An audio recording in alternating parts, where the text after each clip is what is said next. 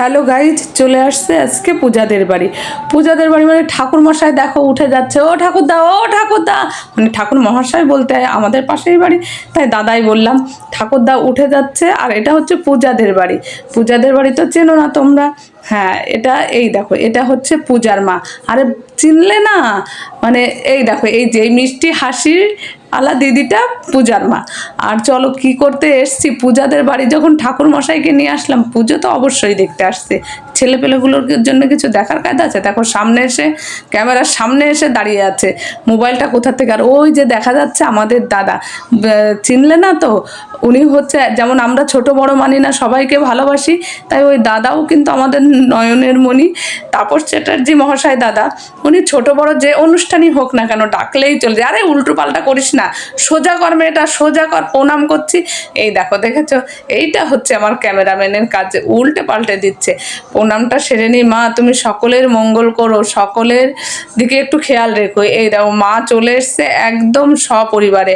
আর দাদাও যেখানে যখন যেভাবে, দেখছেন কি দাদা?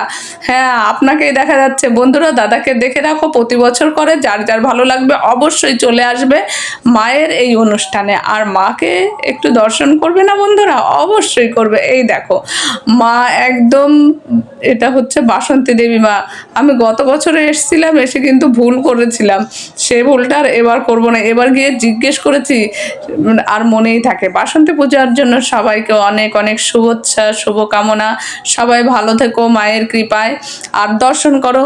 দেখো মা চলে এসছে সপরিবারে, সপরিবারে এসছে মা, সবার মঙ্গল করে আর সবাইকে মঙ্গলও করবে। সপরিবারে যখন এসেছে, যার যেটা দরকার মা তখন তাকে সেটা ঠিকই দিয়ে দেবে। এটাই তাকেই তো বলে মা ঠাকুর মশাই। আর বাজনায় সহযোগিতা করছে, ওই যে দেখতে পাচ্ছ। এসেছি যখন টুকিনাটাকে খুঁটিনাটি সবই তো একটু দেখতে হবে, তা না হলে বাড়ি গিয়ে তোমাদের কি বলবো বলো? আর এই দেখো যেখানে সেখানে শুয়ে পড়ে কারা, দেখো এই যে বাড়ির ছোট সদস্যরা, ওটা হচ্ছে আমাদের বাড়ির ছোট সদস্য।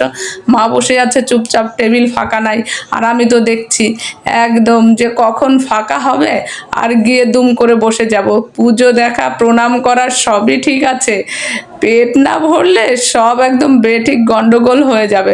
এর জন্য তো না, সবাই বসছিল, সেটাই আমি বসে বসে দেখছি। আমি আর মা বসে আছি, কখন হবে ফাঁকা। এই যে সংবাদটা দিতে এসছে, টেবিল এক্ষুনি হয়ে যাবে ফাঁকা।